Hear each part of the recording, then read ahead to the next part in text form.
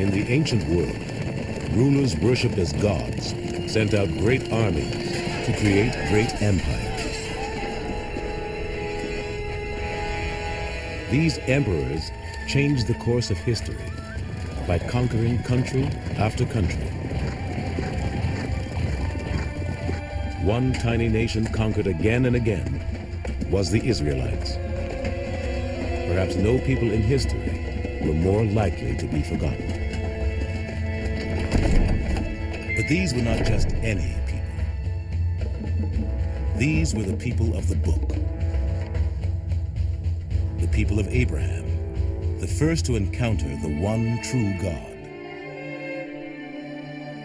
Of Moses, the only human being to see God face to face. And of David, warrior, king, and adulterer. The Israelite stories taught unique lessons about God. And in the hands of great rabbis like Hillel and preachers like Jesus of Nazareth, the Israelites' Bible would change how human beings understood what was right and what was wrong, and how they should treat one another. And against all odds, the Israelites would change human history as much as any empire that ever existed.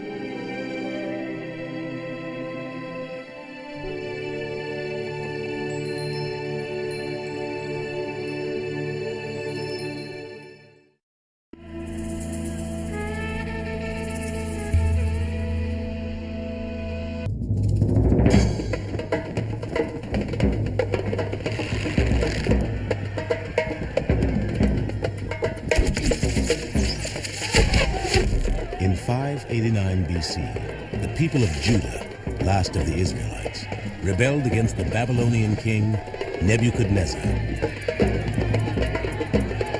He responded by ordering his troops to lay waste to Jerusalem and destroy the Judeans' most precious possession, the Temple of Solomon. Then Nebuchadnezzar ordered that the king of Judah should watch his sons be put to death as a sign to all that his royal line had come to an end.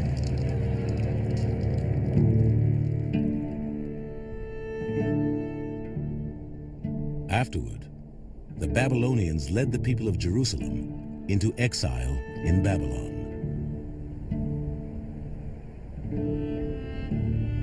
As they traveled the 600 miles from their tiny homeland to Babylon, the Judeans' future looked grim. Only a few generations earlier, the northern tribes of the Israelites had been taken into exile and vanished forever.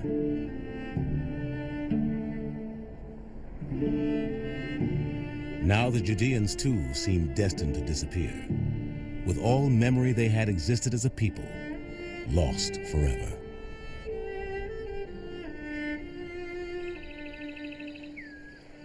Their mood was captured in a poem from the Book of Psalms.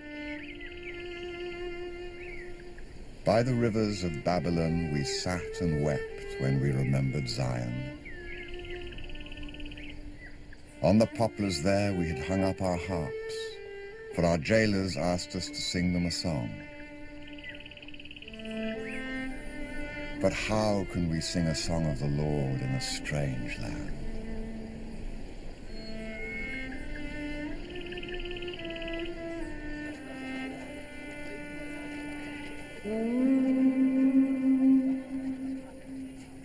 In spite of their despair and the incredible odds against them, the Judeans decided to fight for their survival as a people.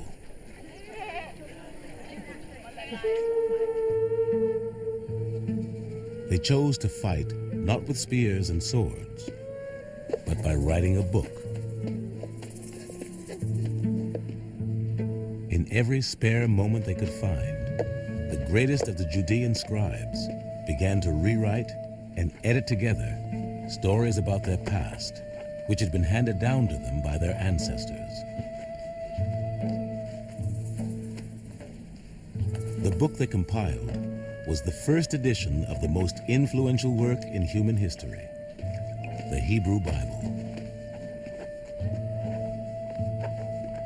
The Bible was the first book.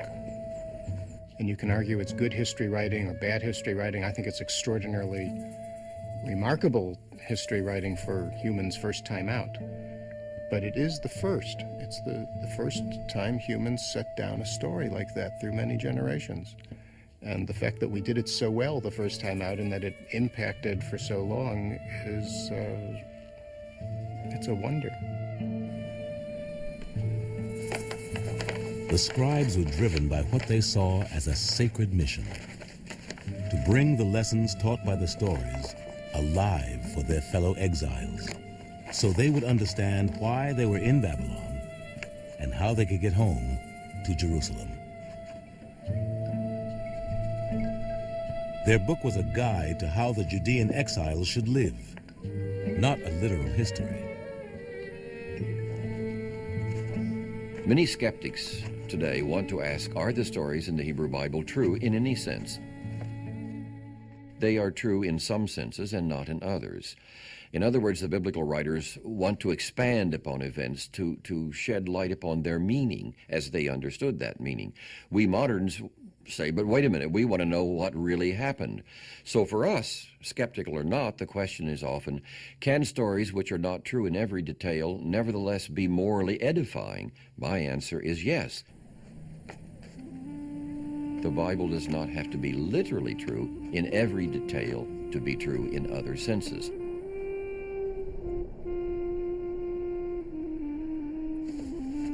The story said that the father of all Jews was Abraham. Abraham was born in the city of Ur in Mesopotamia.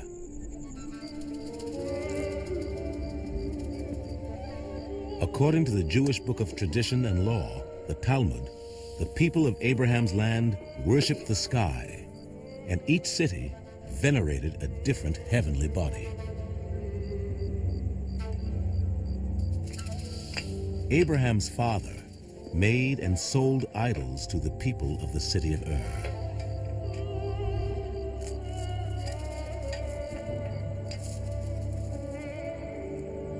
But Abraham could not accept his father's ideas about religion.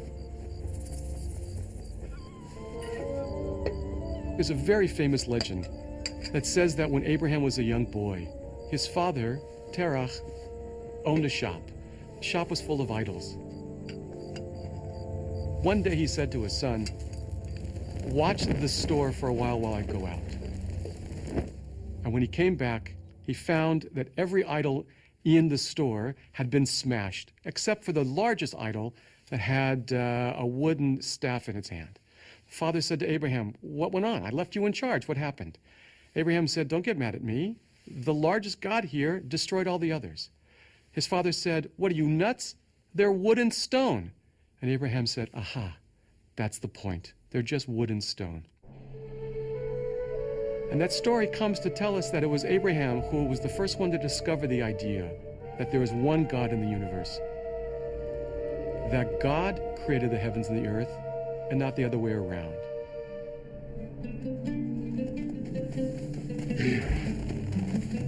According to the stories, once Abraham began to voice his belief that the universe was ruled by a single God, that God gave him a mission.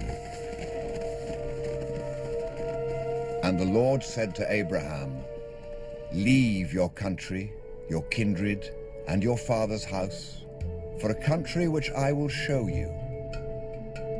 And I will make you a great nation.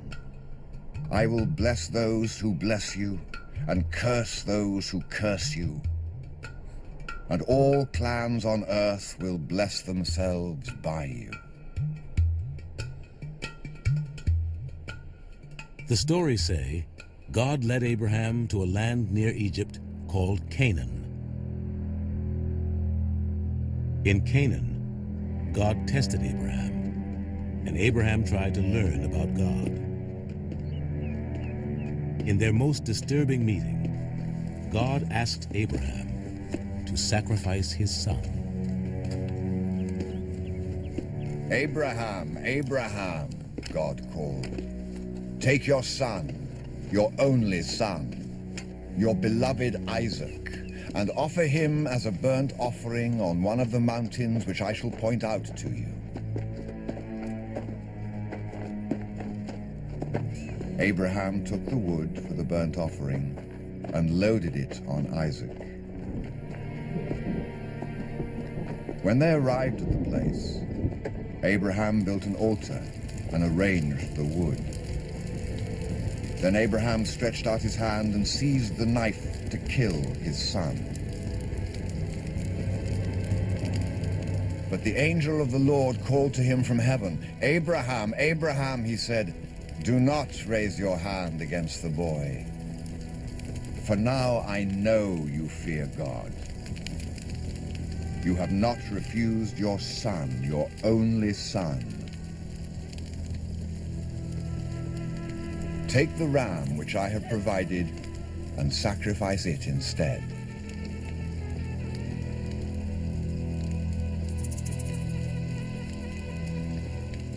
I regard this as a game of chicken. See, at the last moment, when Abraham has the knife poised and ready to make the sacrifice, who blinked? Well, God, or his angel, says, okay, I'm satisfied, don't do it. Would Abraham have done it? Nobody says. Maybe he was testing the deity, just as the story tells us the deity was testing Abraham. The stories say that because of Abraham's obedience, God made him a promise.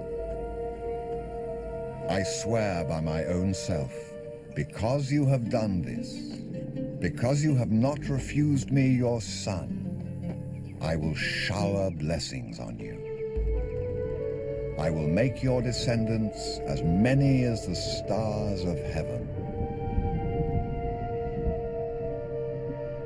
Abraham is, I think, if you will, a mythic figure. Whether he existed in history or not is almost incidental to what he represents, which is the turning away from idolatry and the notion that we become one people who worship one God. In Jewish imagination, Abraham is noted for his hospitality, for his welcoming of others. And I think that is the corollary of his monotheism, that we all are brothers and sisters, and therefore we are all welcome under the same tent. The story of Abraham's relationship with God would speak so powerfully to future generations that Abraham would be embraced as a founding figure of Islam and Christianity, as well as Judaism.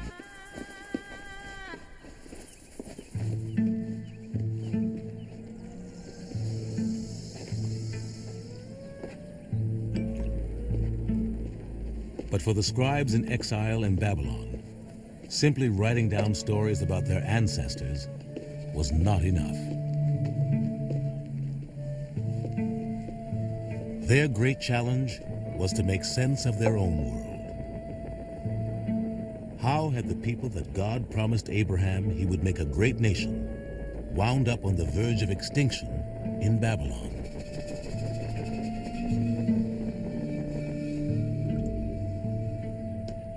It's one of the burdens of monotheism is you got nobody to blame when you're in trouble. In pagan religion, if another nation defeats you, you can say their God was more powerful than your God. But in monotheism, if you're suffering, it must be that you did something wrong.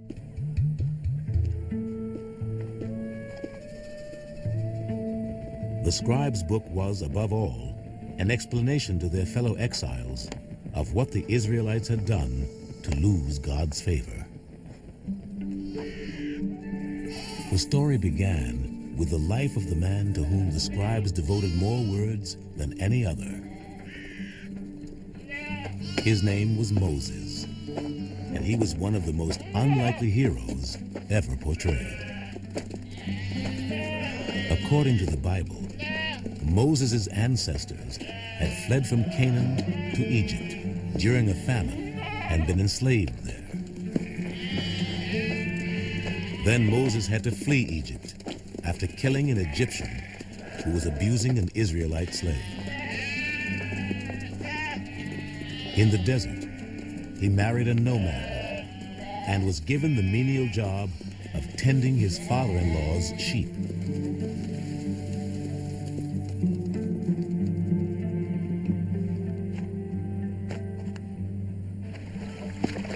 But God had a different job in mind for Moses. God appeared to him in a flame, blazing from the middle of a bush. Moses looked. There was the bush, blazing, but the bush was not being burnt up. Moses said, "I must go across and see this strange sight." When God saw this, he called to Moses from the middle of the bush, "I am Yahweh, the God of your ancestors, the God of Abraham, the God of Isaac, the God of Jacob. I have seen the misery of my people in Egypt, and I am sending you to Pharaoh, for you to bring my people, the Israelites, out of Egypt." Moses said to God, "Who am I to go to Pharaoh and bring the Israelites out of Egypt?" God said, "I shall be with you." Moses then said to God, "Please, my Lord, send someone else, for I have never been eloquent. I am slow and hesitant of speech." The sense that we get from the Bible is that Moses is overwhelmed, humbled, and frightened. He's frightened because Moses recognizes that meeting God is not only an exhilarating experience, but it makes demands on the human being that meets God. And Moses knew from that moment on his life couldn't be the same. And because he had just achieved a stable life, you get from him both a sense of this is an enormous moment for me as it would be for any human being, and I wish I could run away from it. Reluctantly, Moses went to Egypt. There, on God's orders, he inflicted 10 plagues on the Egyptians. During the 10th plague, which gave rise to Passover, Moses told the Israelites to put blood on their doorposts so the angel of death would pass over as it struck dead the firstborn son of every Egyptian family. According to the stories, after the 10th plague, Egypt's Pharaoh let the Israelites go. Moses then led them out of Egypt and into the Sinai desert. In later traditions in the Hebrew Bible, the Exodus story is the point of beginning. That is where the great epic of Israel starts. But is any of it true? According to the stories in the Bible, for instance, there would have been as many as 2 or 3 million Israelites wandering around in the wilderness.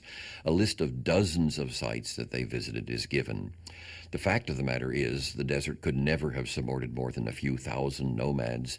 And of all the dozens of sites mentioned in the Hebrew Bible, we can identify only 1 or 2. So most archaeologists have given up trying to provide any archaeological background for the stories of the Exodus. We don't have any evidence. For the scribes, it was impossible to write an historically accurate account of what had taken place as much as 700 years before their time. What was possible was to communicate to their fellow exiles the eternal lessons that Moses' story taught. Modern scholarship disputes many parts of the story of the Exodus. But what is central about the story is not that it is factual, but that it is true. In other words, the story of the Exodus is a story that embodies some of the deepest and most profound truths of the human condition. What it is to be in the wilderness, what it is to hope for a promised land, what it is to escape slavery, and to be both bewildered and exhilarated by the prospect of freedom. And this is a story that is a sacred story because it not only embodies truths, but it embodies truths that are animated by and inspired by God. And so the story of the Exodus can actually be a story by which we lead our lives, even if there weren't 600,000 men that left Egypt, even if there were 5, even if there were none.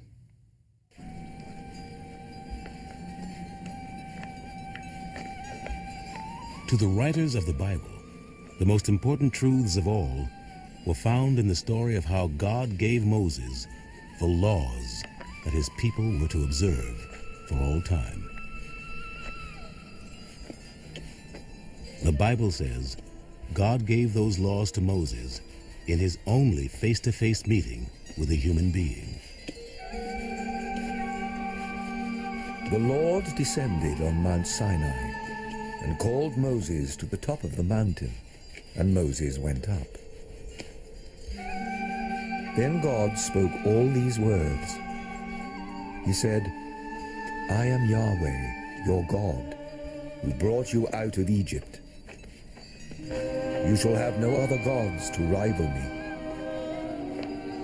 You shall not make carved images, or bow to them, or serve them. You shall not misuse the name of Yahweh. Remember the Sabbath day and keep it holy. Honor your father and your mother. You shall not kill. You shall not commit adultery. You shall not steal. You shall not give false evidence. You shall not set your heart on any of your neighbor's possessions.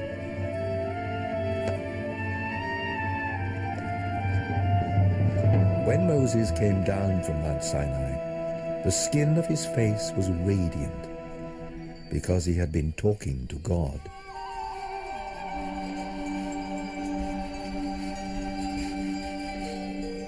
The revolution in the Ten Commandments was that God cares not so much for how human beings treat God. That was, after all, the pagan ideal. You have to sacrifice to us the right way. You have to watch all your observances because the gods will treat you well if you treat them well. But the Ten Commandments says God cares how human beings treat each other. It shifted the focus from you honor God by treating God well to you honor God by treating well the person standing in front of you. The Ten Commandments summarized the essence of the Jewish message for all the ages. To the scribes, what happened at Sinai was key to understanding why they were in trouble with God. For the Ten Commandments were the heart of a binding covenant between God and the Israelites. One of the great discoveries of scholarship of the last century was that in the ancient Near East, there were all sorts of legal documents, treaty documents between nations and individuals. And in the Bible, the covenant between God and Israel follows the form of those ancient treaties. It's in the legal terminology of the day. It would be as if the covenant were given today, it would say something like, well, here and after in this covenant, God will be known as the party of the first part, and Israel will be known as the party of the second part. Whereas the party of the first part brought the party of the second part out of the land of Egypt, out of the house of bondage, therefore you shall have no other gods, and so on. The covenant is really in legal terminology. It was understood to be a contract between God and Israel. God has done this, this, and this for you. Now here's what you have to do. After Sinai, all the rest of the stories of the Israelites would, at their core, be about whether or not they had obeyed God's commandments. It was a challenge they would face without Moses to guide them. For according to the stories, after leading his people through the desert to the promised land of Canaan, Moses himself was forbidden by God to enter. Moses went up Mount Nebo, and Yahweh showed him the whole country. This is the land which I made an oath to give to Abraham, Isaac, and Jacob, saying, I shall give it to your descendants. I have allowed you to see it, but you shall not cross into it. Then Moses, servant of Yahweh, died. Since then, there has never been such a prophet as Moses, the man who knew Yahweh face to face.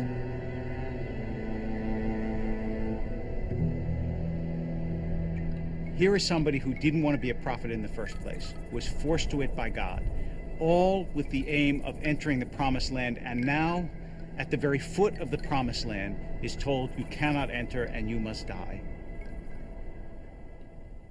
And the pain of that moment, and the sense that we have that Moses' life, for all its triumphs, was ultimately a life of frustration, is almost unbearable. And the only thing that makes it possible for the reader to go on is that the Bible ends by saying that Moses saw God face to face. So even though Moses didn't get to see the land, which was the aim of his life, he did get to see God, which the Bible tells us is the aim of every life. The stories say that after Moses' death, the Israelites invaded the land of Canaan. God made the walls of Jericho fall before them, and they swept the Canaanites from the land in a series of great military victories. But according to historical evidence, the Israelites did not invade Canaan at all, but were in fact Canaanites themselves. Why would archaeologists today argue that the earliest Israelites are not newcomers to Canaan at all, but indigenous peoples? How do we know that? We know it from such things as their pottery, which is in the old late Bronze Age Canaanite tradition. There is nothing new in the pottery of these 12th century settlements that we call Israelite. They're making a style of pottery that local people had made for centuries. We also know that the oldest passages of the Hebrew Bible describing Israelite religion make it look very much like Canaanite religion. So the continuities between Canaanite culture of the late Bronze Age and so-called Israelite culture of the Iron One are very striking.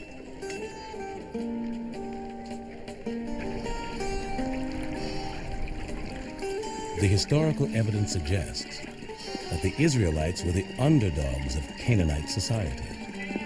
Slaves, shepherds, nomads, who started new lives together in the hill country of Canaan. They became a people, not by fighting battles, but by telling stories. One of the mysteries we face is how to explain how a people becomes a people. How does ethnic and cultural identity come into being? If early Israel was a motley group of shepherds, nomads, peasants, bandits, how is it that they moved into this area and formed an identity that was so strong? One of the things that we've learned in recent years is that cultural identity is very much a cultural fiction. This is how the Israelites made their identity, in large part by telling these stories. It is as much as if the story were shaping the people, as much as it is that the people are telling the story. The stories told by the Israelites were well suited to inspiring and guiding a new community, for they contained an incredible richness of detail about the lives and interactions of human beings.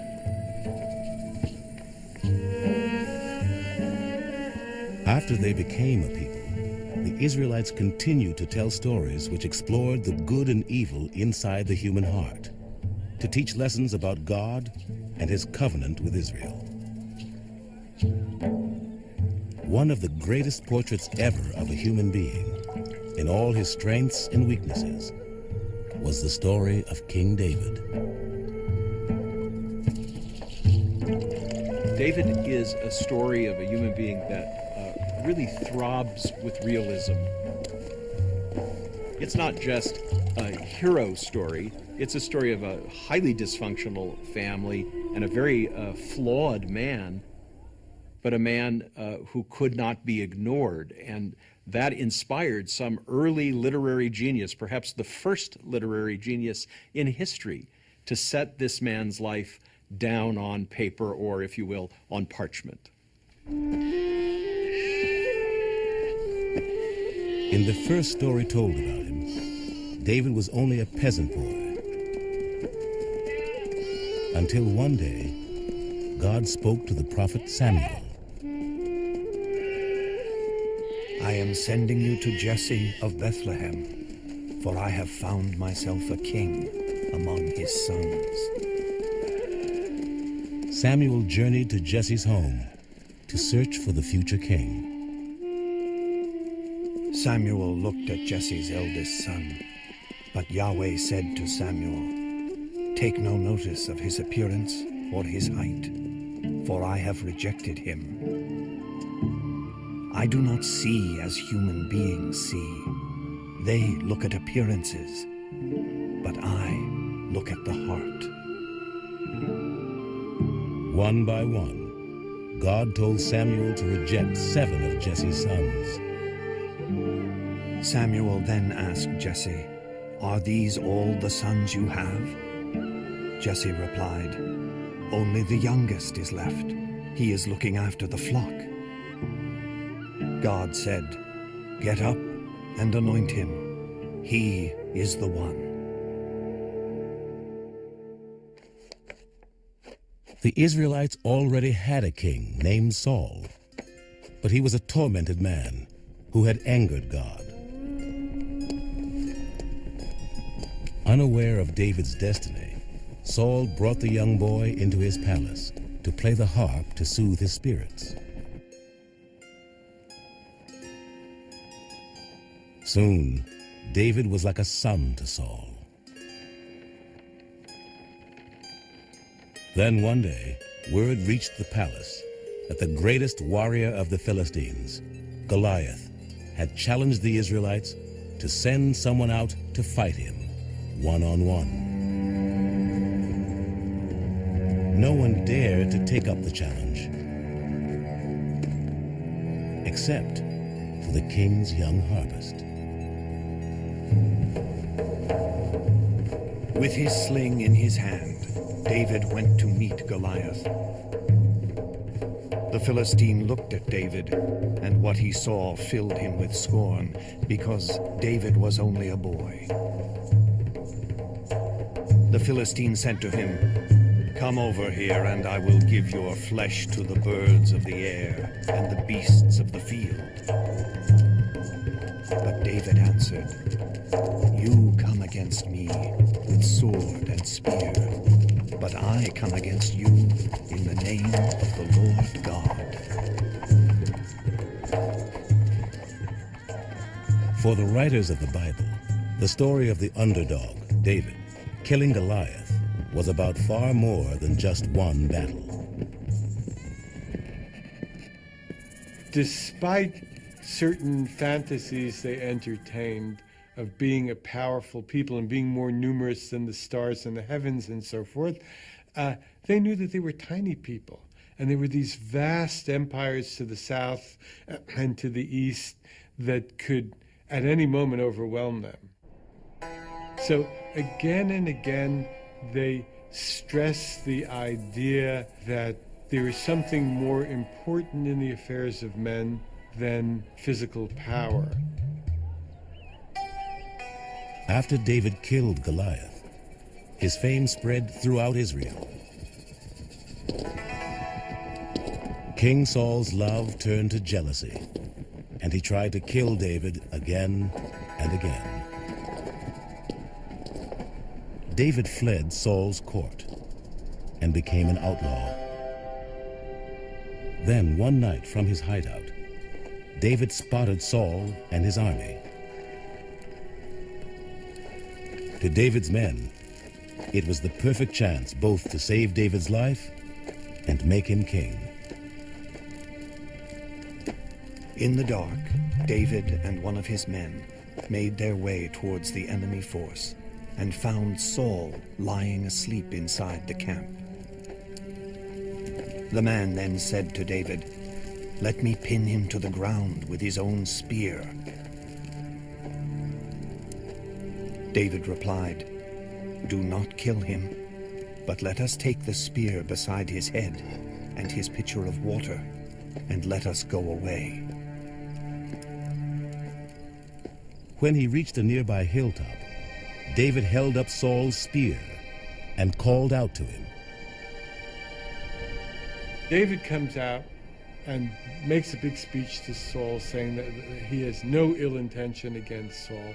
And all of a sudden, in one of those breathtaking pivots that are so remarkable in biblical narrative, Saul says, "Is it your voice, my son David?" And he cries. After King Saul died in battle with the Philistines, the young shepherd boy's destiny was finally fulfilled. David was crowned king.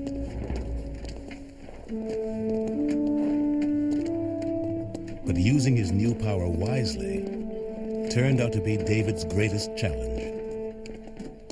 And by far, the most important lessons taught by David's story come from his failures. David is not a plaster saint. He's not a perfect man. He's a man governed by his passions and ambitions, specifically his passions for women. So parallel to his struggle for power, the Bible allows us to see the intimate details of his private life, his love affairs with many women, the most famous of which is his love affair with Bathsheba. One day, while standing on the roof of his palace, David saw a young woman bathing on a nearby rooftop. David made inquiries about this woman and was told, "Why, that is Bathsheba." David then sent messengers to fetch her. She came to him, and he lay with her. When Bathsheba told him she was pregnant, David arranged to have her husband killed in battle.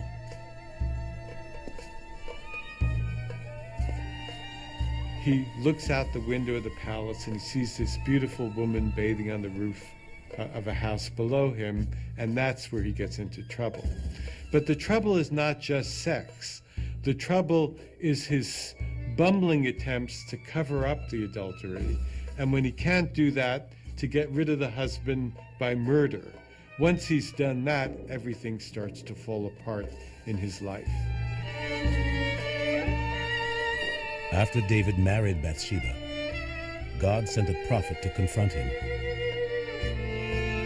And David confessed to his sin. In the ancient world, the king is the law.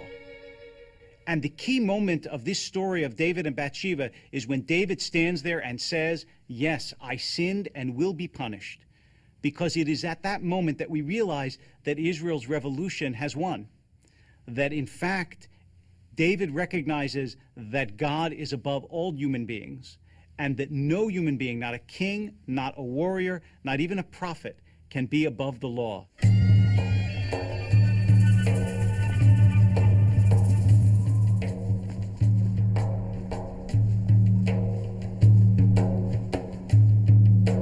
In punishment for his sin, God cursed David and his descendants.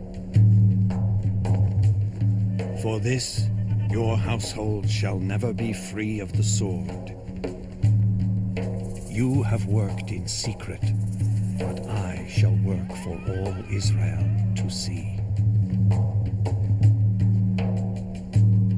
In his later years, David would be betrayed by his favorite son and grow to be a frail and lonely old man.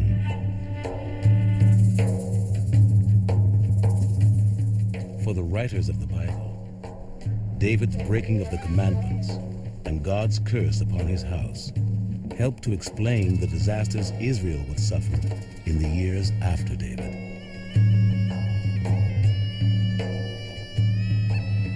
The Bible says, and the archaeological record confirms, that in 720 BC, the Assyrians conquered the northern 10 tribes of the Israelites and deported them to the far-flung reaches of their empire. Before long, they assimilated with their new neighbors, and most of the Israelites were lost forever from the pages of history. Soon after, the Assyrians began to threaten the last remaining tribe of the Israelites, Judah. The account of what happened is one of the most important in the Bible, for hidden within it is the surprising story of how monotheism actually took root in Judah.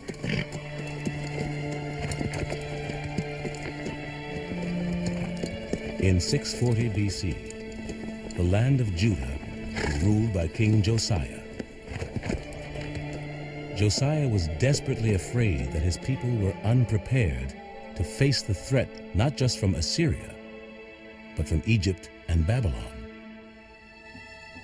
Most Judeans were still rural people who cared nothing about Jerusalem and its king.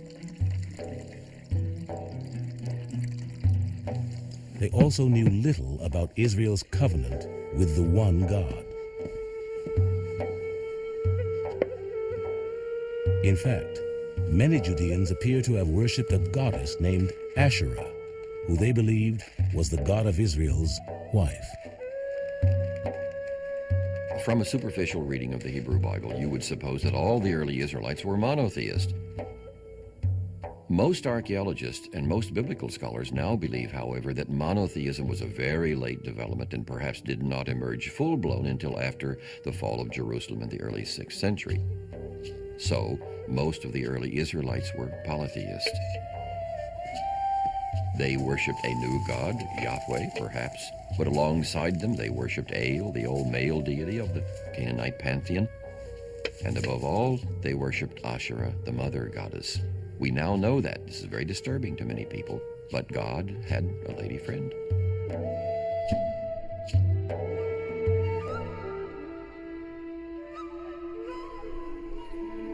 But King Josiah and his allies among the temple priests in Jerusalem decided to rally the nation around the belief in one all-powerful God. And so, in 622 BC, they claimed that deep within the temple, they had found an unknown book written by Moses called Deuteronomy.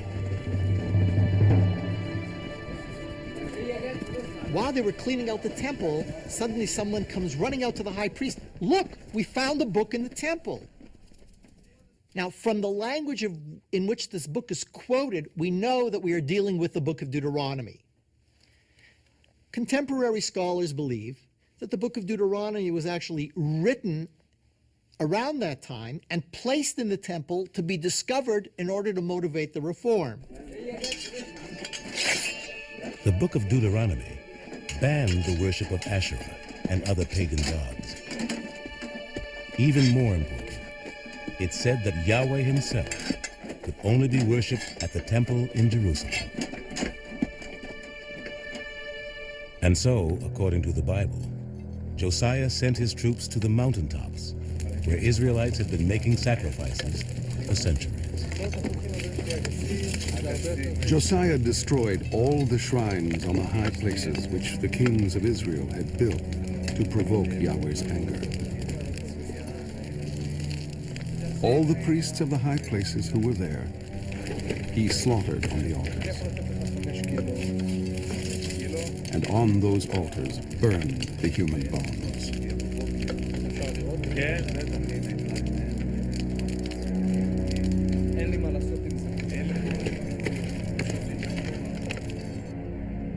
It was one of the major religious revolutions of ancient Israel, because now you couldn't just go any place you wanted to sacrifice the animal. You could only do it at one place. This was the beginning of monotheism in Israel. The archaeological record and the biblical record itself attest to the fact that monotheism didn't catch on overnight. And people didn't just run out and say, oh, I see, there's only one God. Well, I'll just get rid of all these statues I have in the house that belong to my great-grandfather and everyone before him, and I'll stop worshiping all these gods I've always worshipped. It was an extraordinary new thought for people. Deuteronomy was an incredible achievement. It brought monotheism to life for Judeans by retelling the story of Moses, focusing above all on his teachings about how human beings should treat one another. The first to be inspired by the new book was one of the great social prophets, Jeremiah, who told the people of Judah of the promise God made to them in Deuteronomy. If you truly treat one another fairly, if you do not steal from the stranger, the orphan, or the widow, if you do not shed innocent blood, and if you do not follow other gods, then I shall let you stay in this place, in the country I gave forever to your ancestors of old. The demand is that we care for one another and love one another. And in so doing, the prophets tell us, that is how you find God. The social prophets are ferocious in their insistence that if you have wealth, it must be shared. You can't just simply, as Amos says, lie on your couches of ivory and drink wine. If you're not feeding the poor, it doesn't make a difference whether you go to church or synagogue, you're failing God. With the nation now governed by the laws of Deuteronomy, King Josiah believed he would have God on his side in his battle to save Judah.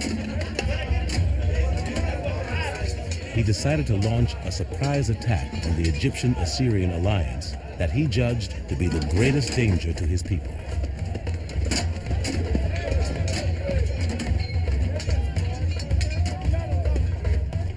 In 609 BC, Josiah and his men ambushed an Egyptian army.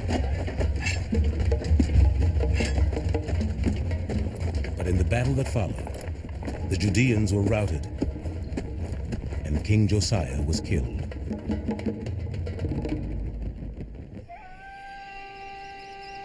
After Josiah's death, the kings that followed him re-established the worship of Asherah and all of the other gods.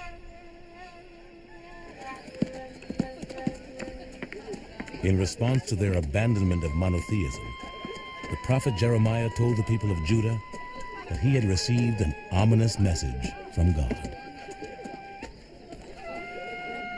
The word of Yahweh came to me. Make your way down to the potter's house. So I went down to the potter's house, and there he was, working at the wheel. But the vessel he was making came out wrong, as may happen with clay when a potter is at work. So he began over again. Then the word of Yahweh came to me. House of Israel, can I not do to you what this potter does? Listen, I am preparing a disaster for you. According to Jeremiah, God was so angry, he decided to send the Judeans into exile and start over.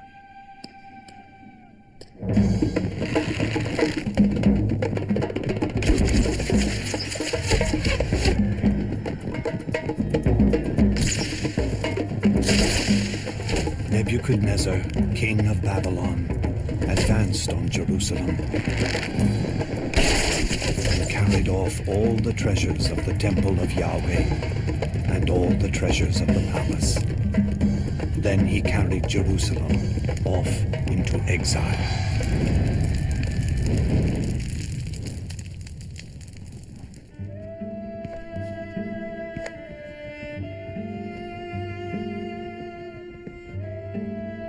With the Babylonians' conquest of Judah, the scribes had come to the end of their story of how the chosen people were sent into exile.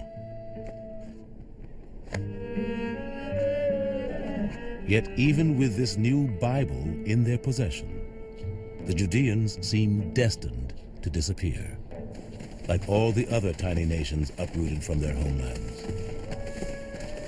For in a world where empires swept away all who stood in their path, how could a book of stories save a people from extinction?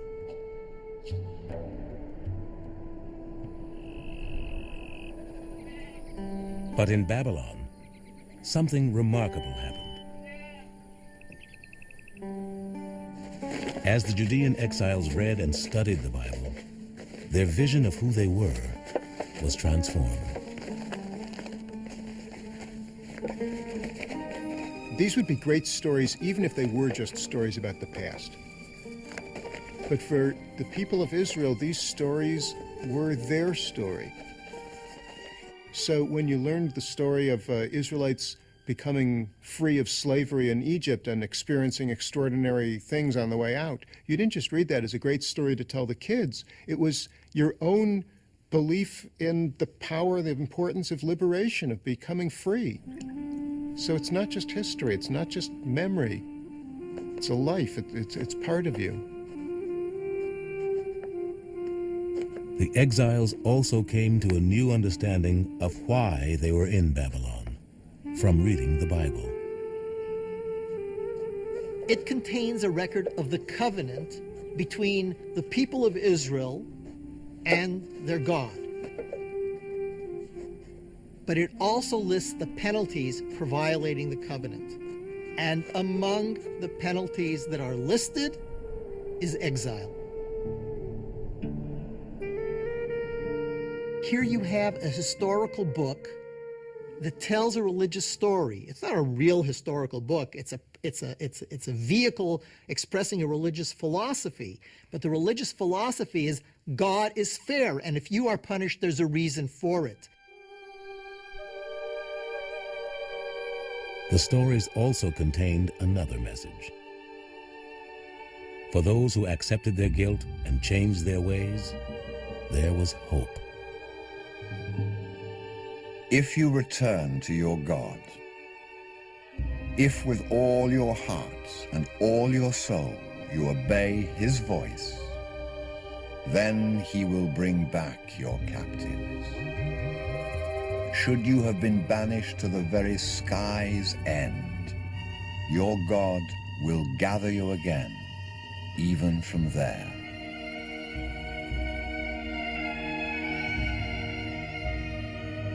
For the short term, it was obvious what they had to do.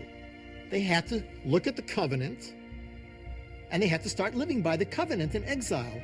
And what you actually see in the Babylonian exile is the transformation of Israelite religion into something new that we can call the earliest form of Judaism. In Babylon, the Judeans embraced the belief in one all-powerful God as never before. And soon, in one of the most remarkable twists in history, their conviction that their God would allow a faithful people to return home was going to come true.